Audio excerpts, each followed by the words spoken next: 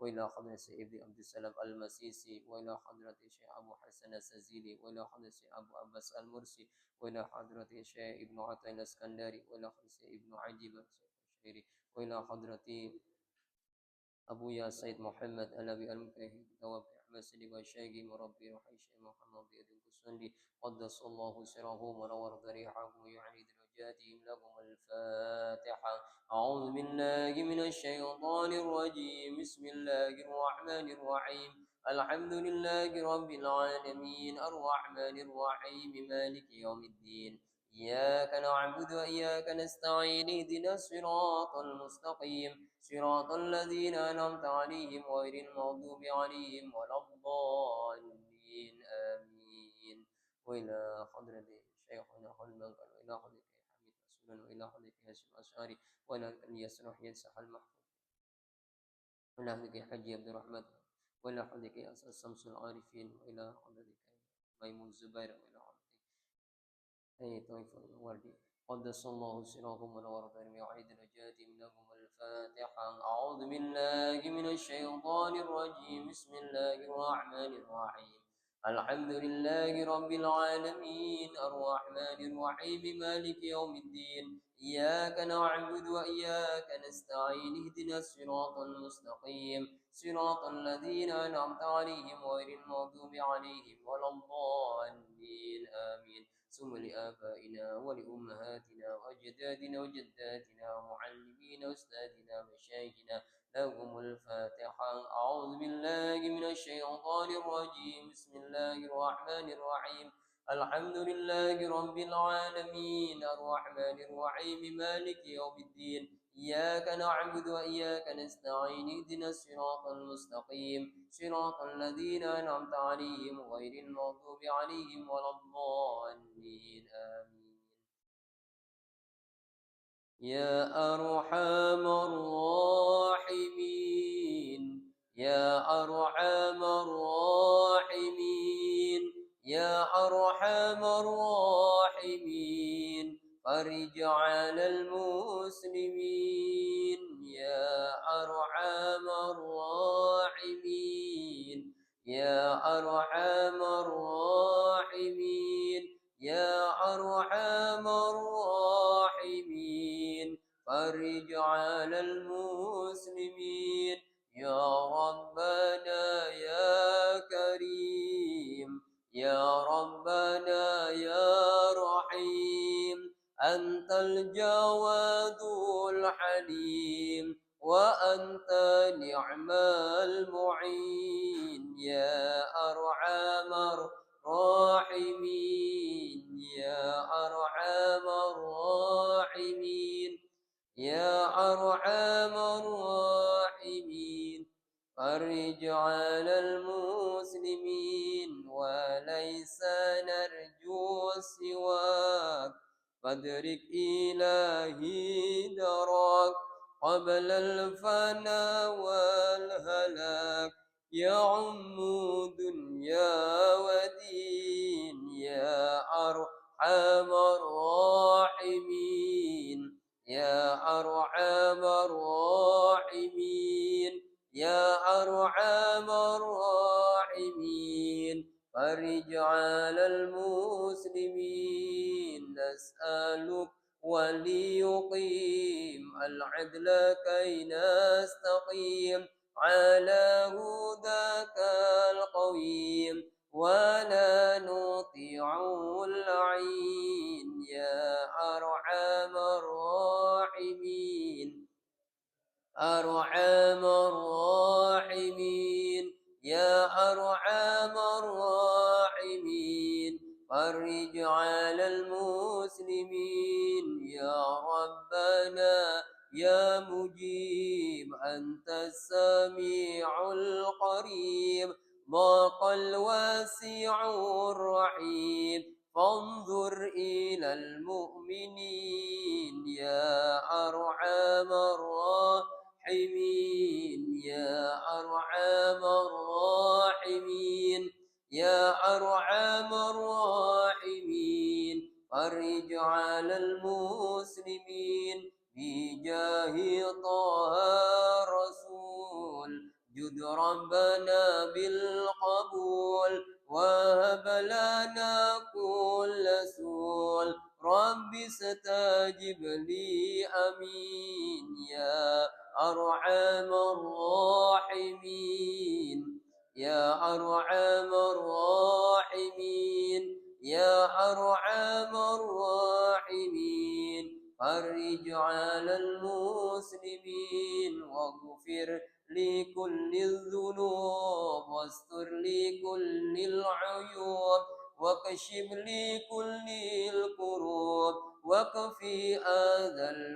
المؤذين يا أرحم الراحمين يا أرحم الراحمين يا أرحم الراحمين فرج على المسلمين وختم بأحسن ختام إذا دنا الانصرام وحنى حين الحمام وزاد رشه الجميل يا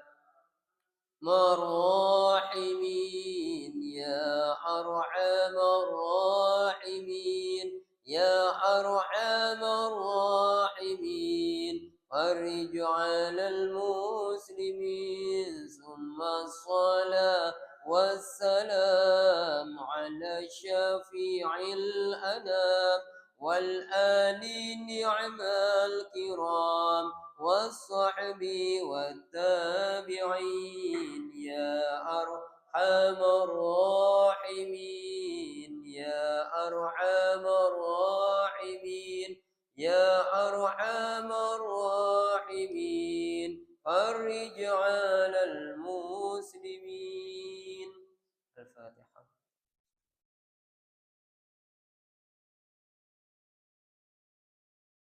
الحمد لله الحمد لله الذي أنزل السكينة في قلوب المؤمنين ليزدادوا إيمانا مع إيمانهم أشهد أن لا إله إلا الله وحده لا شريك له وأشهد أن محمدا عبده ورسوله اللهم صل وسلم وبارك على سيدنا محمد عبدك ونبيك ورسولك النبي الكامل وعلى آله كما يليق بكمالك وعدد كماله أما بعد. Alhamdulillah, segala puji bagi Allah yang telah memberikan rahmat, taufik, hidayahnya kepada kita semua.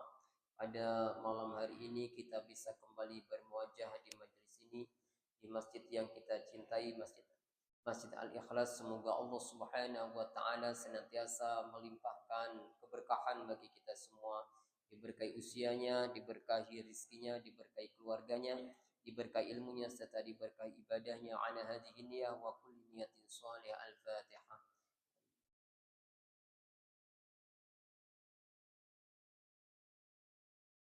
Alhamdulillah, pada malam ini kita akan melanjutkan kajian Al-Hikam sampai pada kalam hikmah yang ke-42. Qala al-muallif rahimahullahu ta'ala wa nafa'ana bihi wa amaddana bi asrarihi wa afadha alaina min barakatihi wa ulumihi wa anwarihi wa nafahatihi fid darain amin Allahumma amin.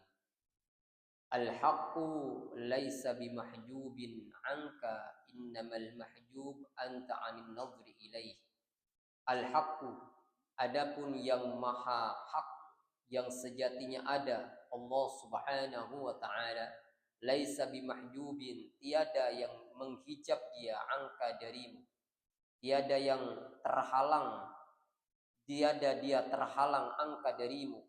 Innamal mahjub, sesungguhnya yang terhijab itu anta, adalah engkau, anin nadri ilaihi, dari memandang Allah. Idlau hajabahu syai'un, karena andaikan sesuatu menghijab Allah atau menghalangi Allah, la satarahu, maka sesuatu itu sungguh telah menutupnya, menutupi Allah, ma hajabahu, atas apa yang menghijabnya.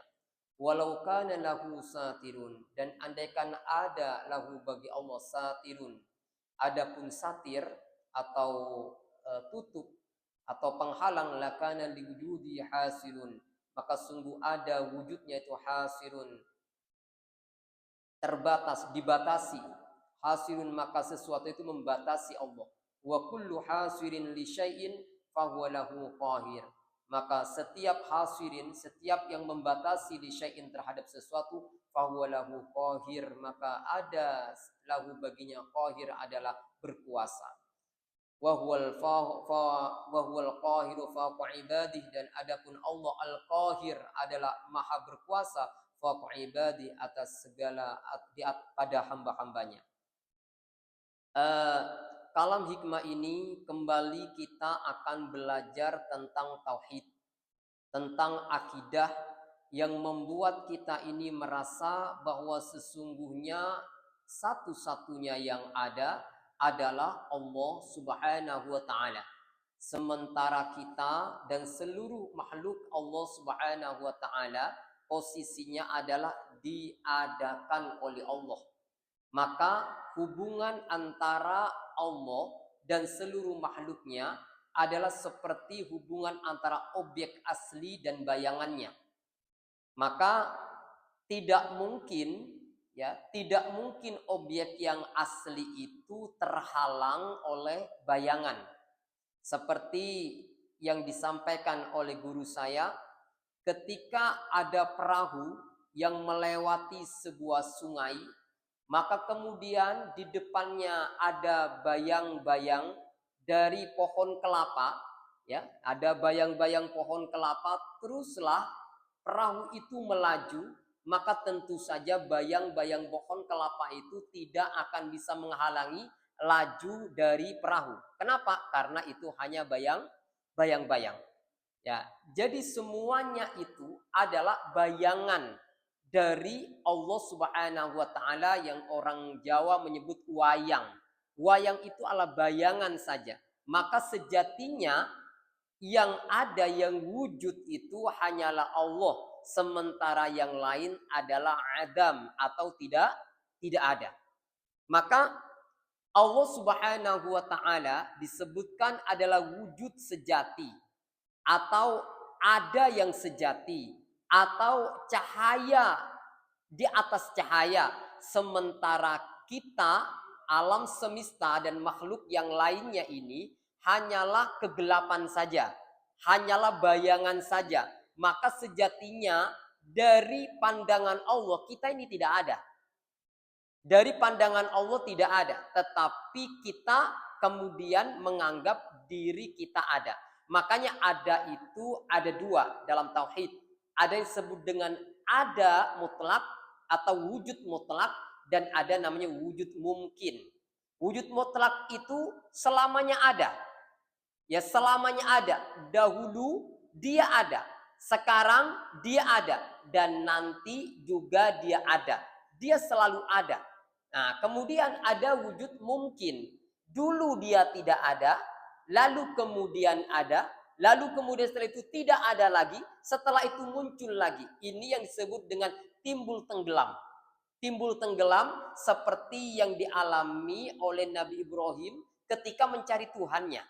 Mencari Allah Subhanahu wa taala, dia berpikir, oh bulan ini mungkin Tuhan. Tapi ternyata sekarang ada, beberapa saat setelah itu dia tenggelam, memudar oleh datangnya cahaya matahari. Ketika kemudian matahari itu terbit dengan terang benderang, dia berpikir, oh ini Tuhan. Ternyata terus dia lewati waktu, terbenamlah matahari, maka dia tidak percaya, oh ini pasti bukan Tuhan. Maka kemudian Tuhan itu selalu bercahaya, tidak pernah tenggelam dan selalu ada. Nah, kemudian selain itu, bahwa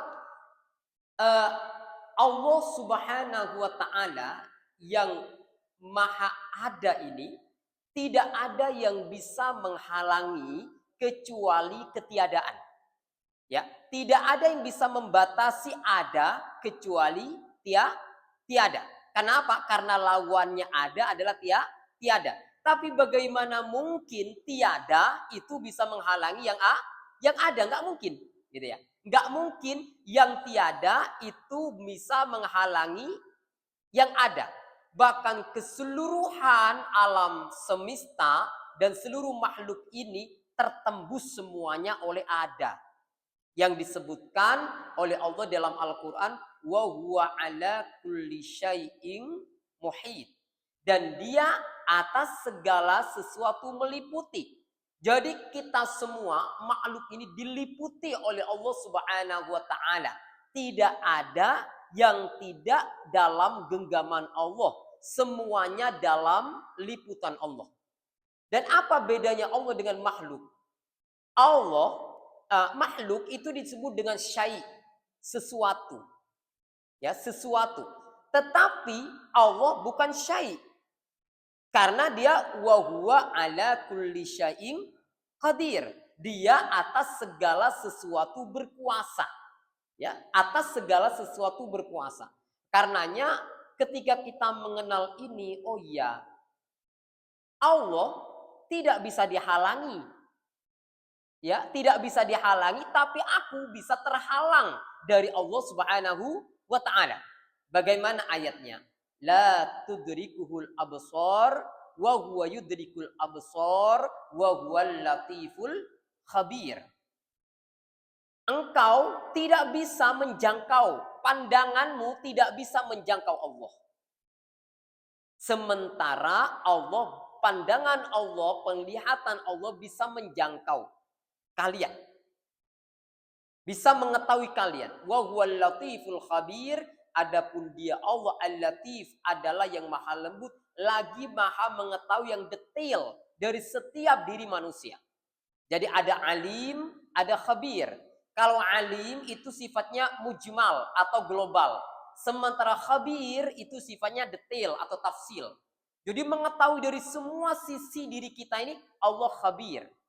Sementara kita tidak akan tahu tentang Allah. Ya. Kita mungkin hanya bisa paling puncak diri kita ini hanya mengetahui sifat-sifat Allah. Tetapi kita tidak akan pernah mengenal zat Allah Subhanahu wa taala, karena itu ghaibul ghuyub. Ini yang gaib, yang paling gaib dari segala yang gaib. Allah Subhanahu wa taala. Lah dilanjutkan, innamal mahjub anta anin nazri ilaih. Hanya saja yang terhalang itu adalah engkau an nazri ilaih, dari memandang Allah. Ya. Jadi yang terhalang dari memandang Allah itu adalah kita.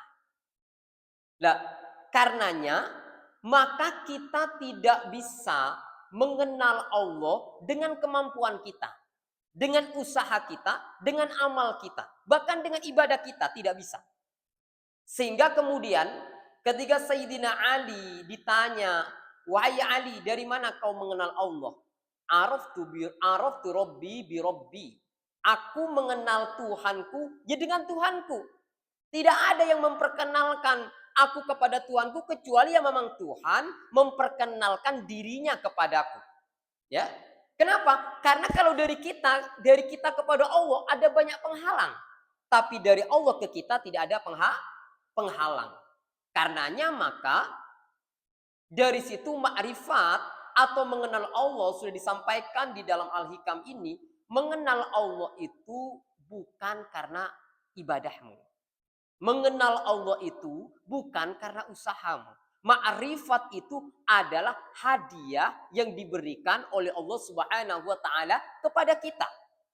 Kalau orang sudah mendapatkan ma'rifat ini, maka dia akan selalu memandang seluruh makhluk itu adalah manifestasi atau apa dalam bahasa Indonesia itu penjelmaan, ya, atau kehadiran dari Allah Subhanahu wa taala.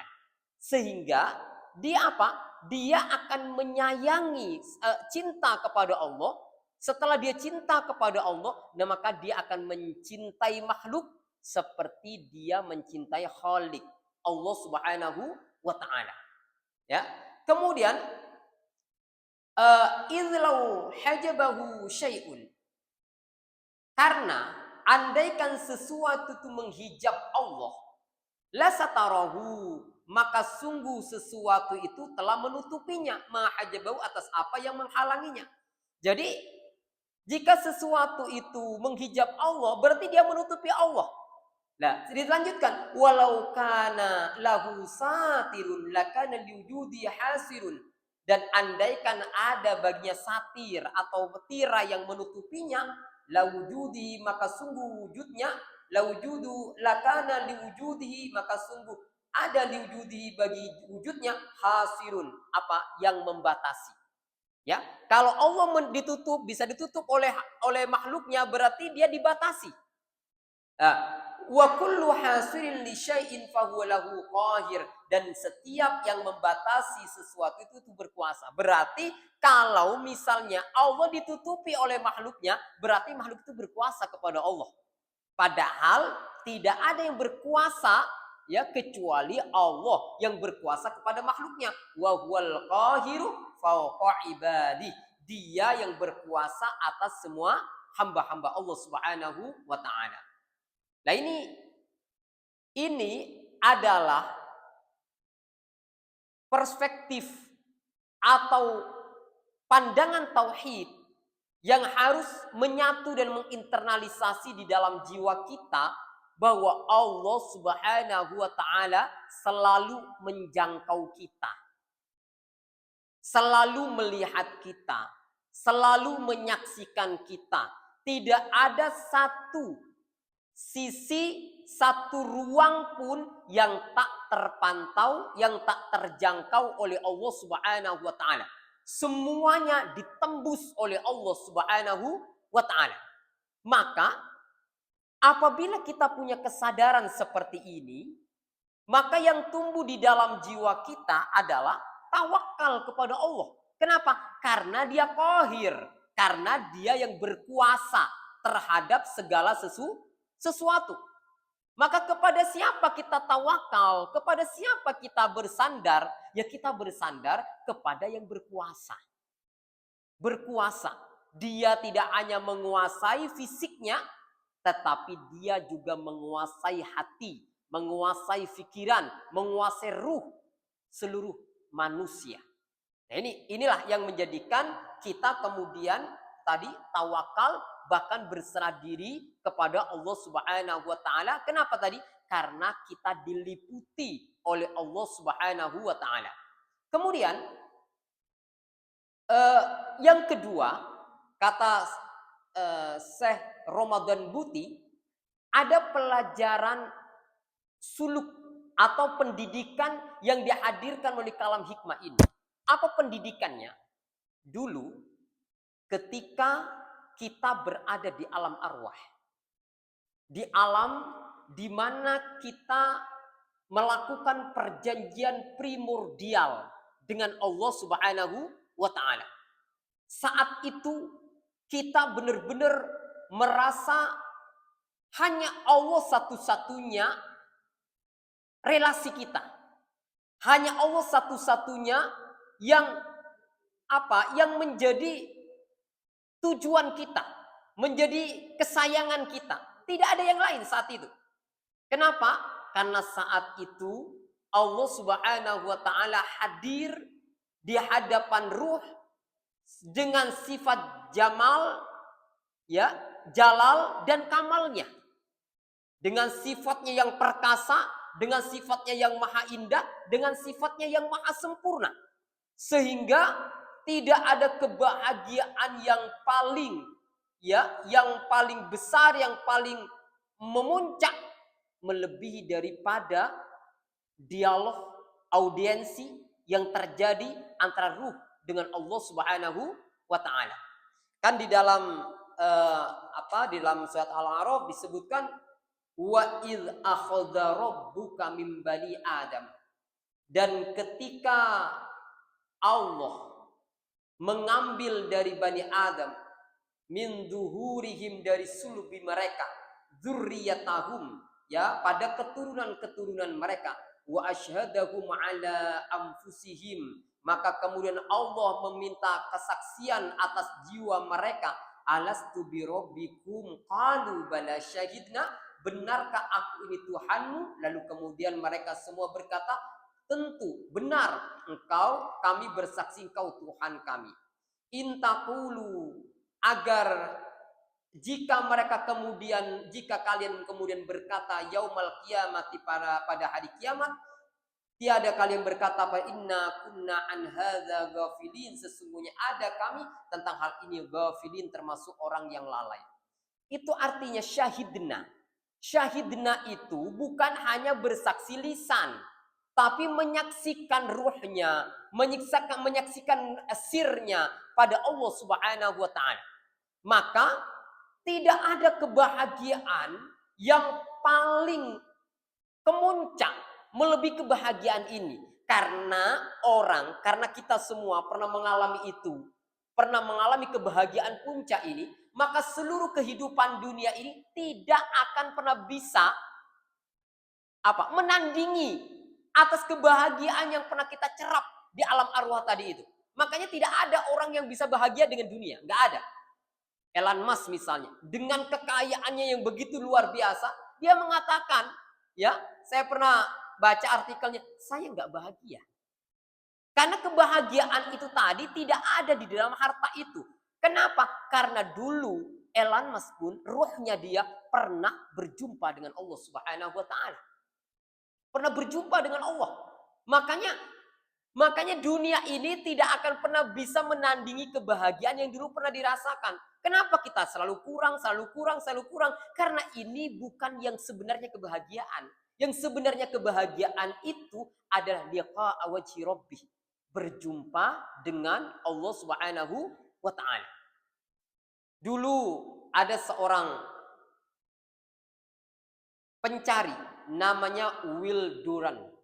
Will Durant ini ingin mencari apa itu kebahagiaan. Maka dia mencari terbang melintasi satu negara ke negara yang lain.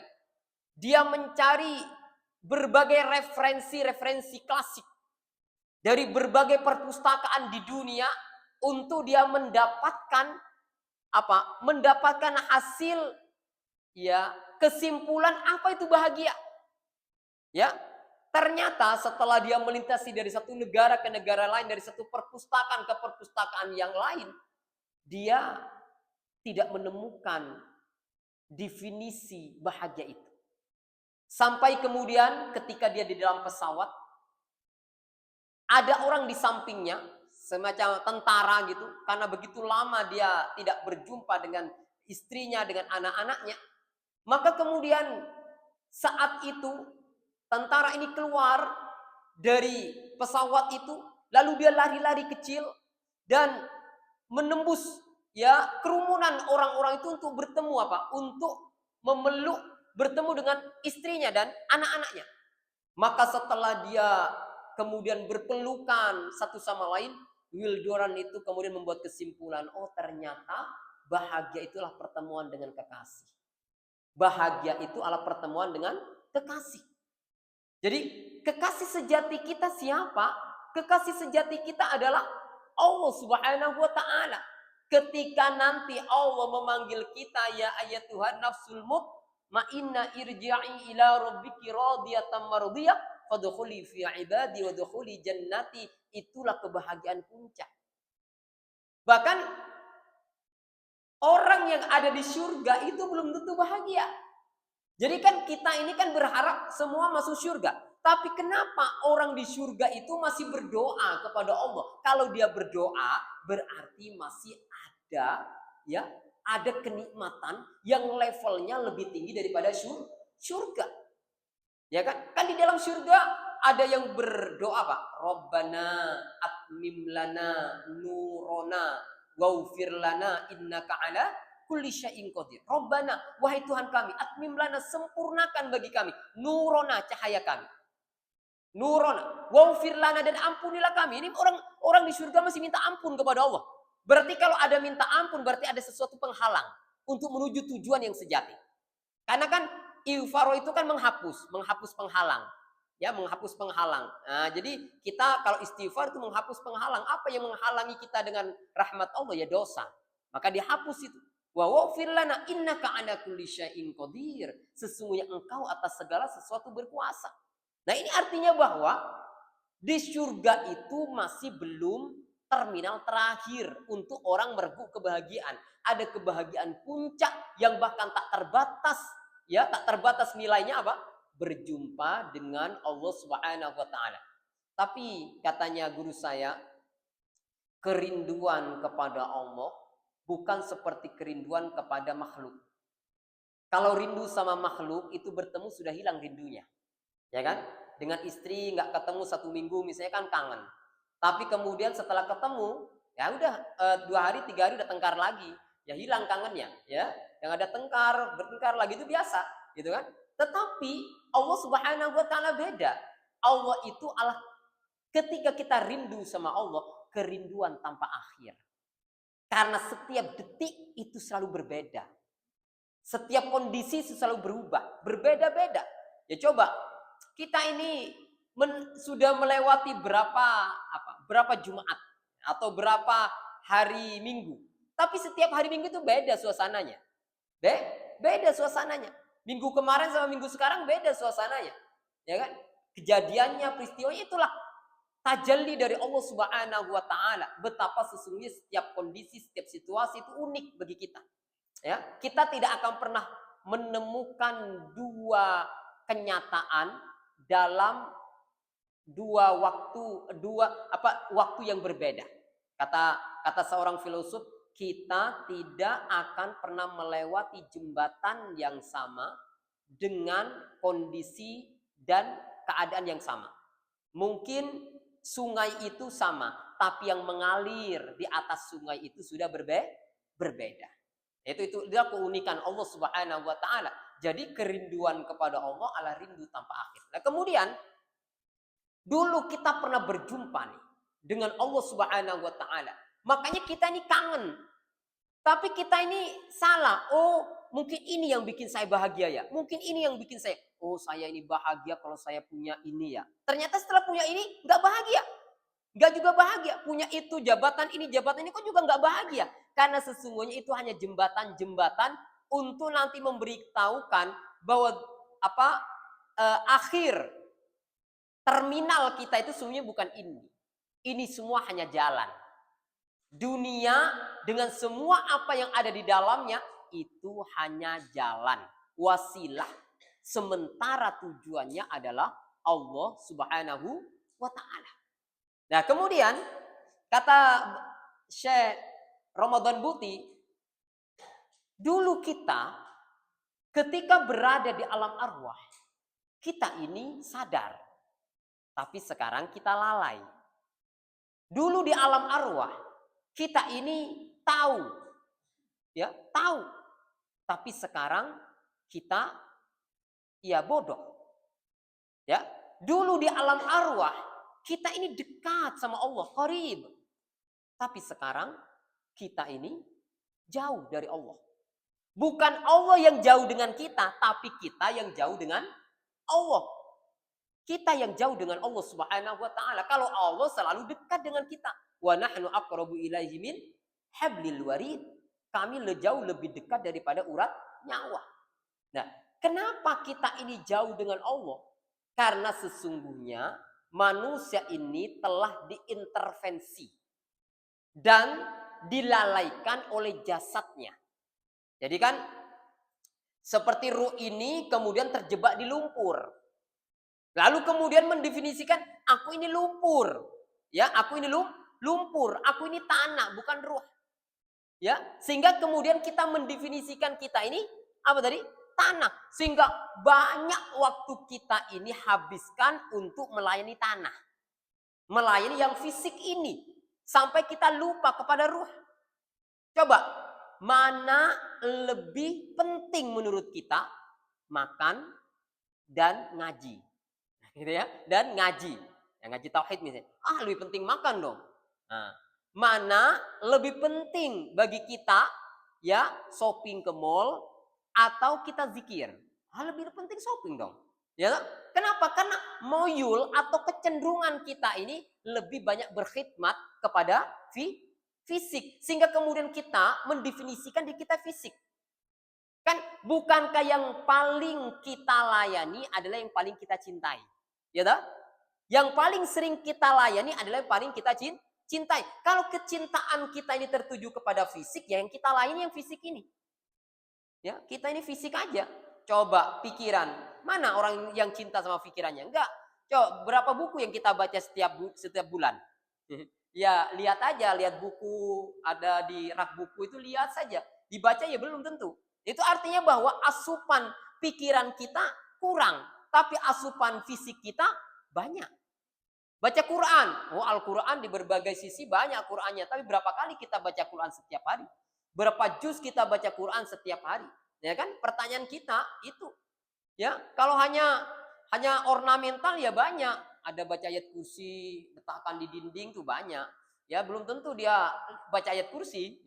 Ya kan ayat kursi sudah diwakili oleh tulisan ayat kursi. Solawat biar diwakili dengan tulisan solawat. Tidak usah baca solawat kita. Kan gitu. Ya enggak. Jadi berapa banyak asupan rohani dengan asupan fisik? Ya lebih banyak asupan fisik. Padahal Allah Subhanahu wa taala telah memberikan sinyal kepada kita lebih banyak kapasitas rohani ketimbang kapasitas fisik. Contohnya apa? Sholat 5 kali. Itu yang wajib. Yang sunnah, ya kan? Masih lebih banyak lagi. Yang camilan-camilannya lebih banyak lagi. Lah kita yang fisik ini 3 kali setiap hari. Gitu kan? 3 kali. Itu pun dulu katanya hanya 2 kali. Tapi penjajah itu menciptakan sebuah konsep makan 3 kali. Ada namanya dinner. Jadi makan malam. Ya kan? Kan sebenarnya kan kalau menurut dokter makan malam itu sudah tidak diperbolehkan. Di atas jam 8 itu nggak boleh. Tapi sekarang kita ada makan malam itu. Jadi makan itu pagi sama sore. Malam sebenarnya tidak makan. Ini kan ada 3 kali makan. Ya kan? Tapi dari sisi rohani kita berapa kali?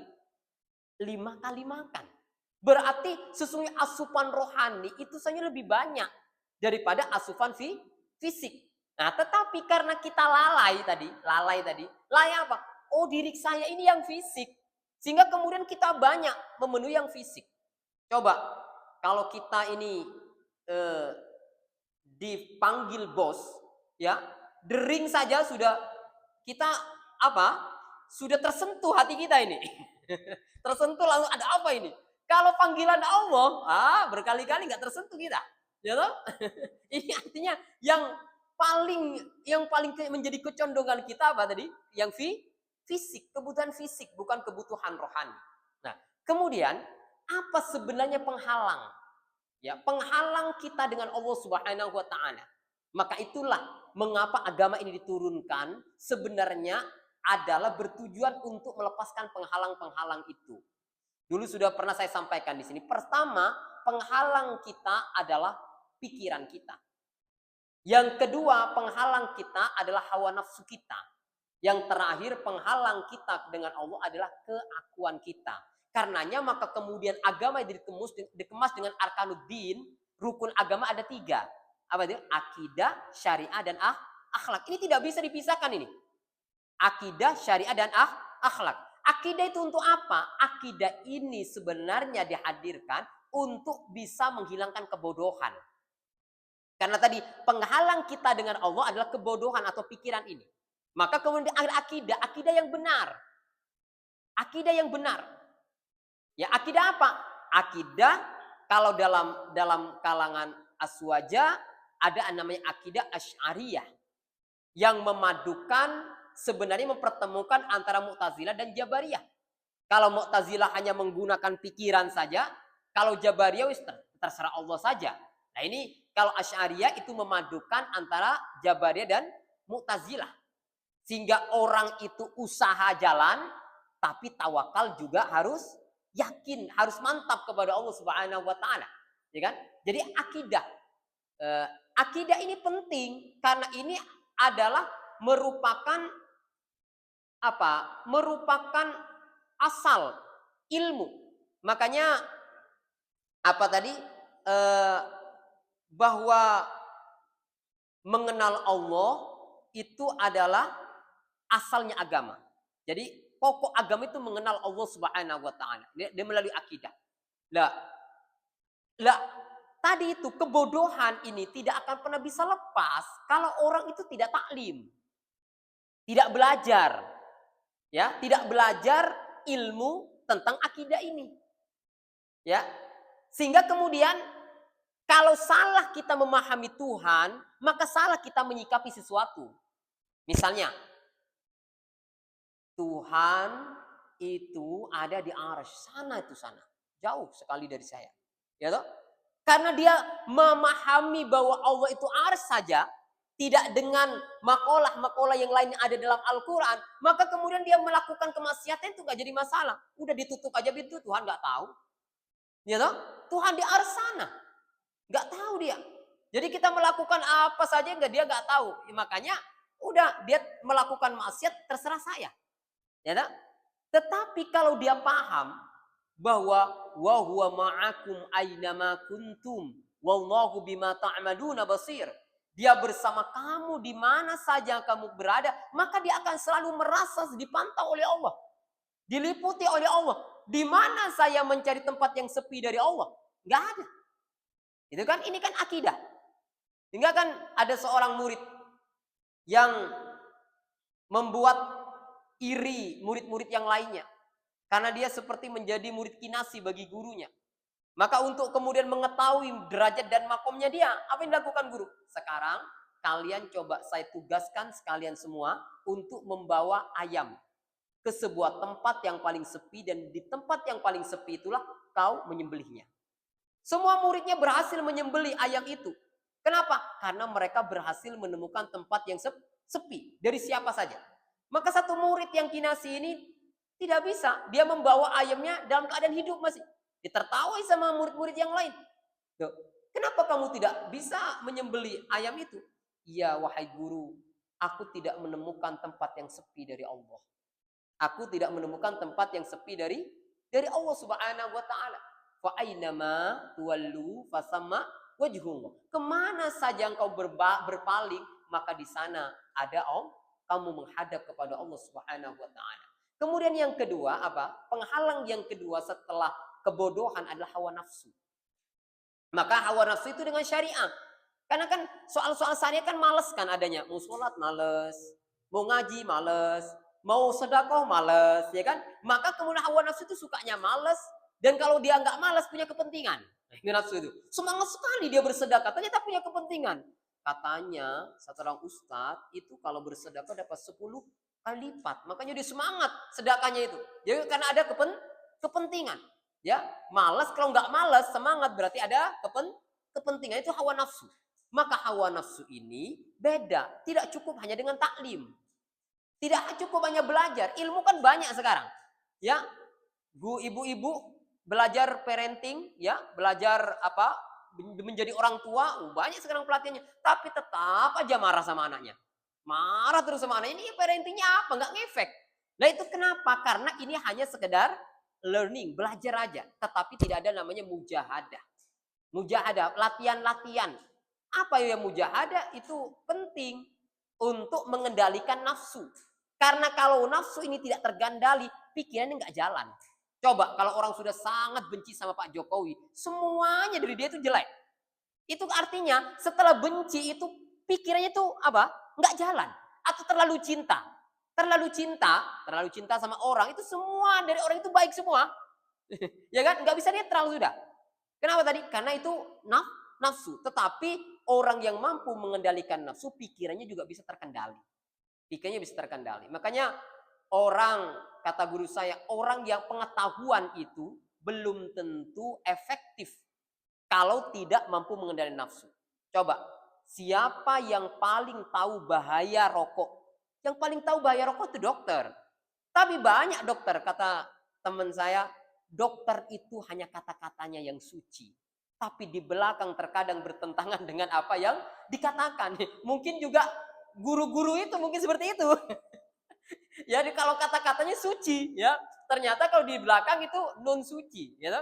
Kata dia, dokter itu adalah justru perokok berat, ya. Padahal dia paling tahu tentang bahaya rokok. Berarti pengetahuan dia tentang bahaya rokok tidak efektif untuk mengendalikan dia dari merokok. Berarti perlu nanti hawa nafsu ini apa? Ya dengan mujahadah, ya mengurangi makan, mengurangi minum, semua itu adalah untuk pengendalian nafsu. Dan makanya kenapa kesuksesan orang di masa depan itu ternyata bukan karena pengetahuannya, tapi kemampuan dia mengendalikan emosi. Ya kan? Nah, kalau orang tahu apa saja tapi dia tidak berhasil mengendalikan emosi, ya udah buyar semuanya. Semua apa yang direncanakan itu buyar. Maka pengendalian emosi itu penting. Dan ini dilatih melalui pengendalian hawa nafsu dan melalui mujahadah. Nah, ternyata masih ada lagi penghalang yang ketiga.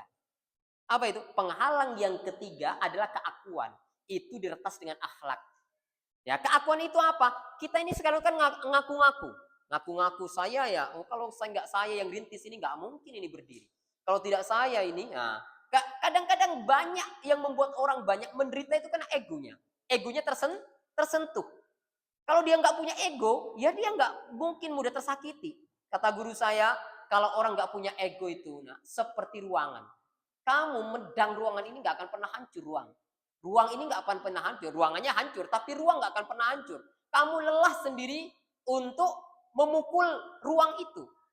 Kenapa? Karena ruang itu tidak ada dindingnya, gitu ya. Nggak ada dindingnya. Makanya ego, keakuan itu hanya bisa dilenyapkan dengan akhlak. Apa inti dari akhlak itu? Untuk meruntuhkan keakuan itu. Pertama adalah khidmat, melayani orang. Melayani orang, yang kemudian yang kedua adalah banyak sujud di hadapan Allah Subhanahu wa taala. Alhamdulillah, semoga ini bermanfaat bagi kita semua. Semoga Allah Subhanahu wa taala memberikan cahaya kepada kita untuk makin dekat qurbah dengan Allah Subhanahu wa taala. Demikian wal afu minkum. Wassalamualaikum warahmatullahi wabarakatuh.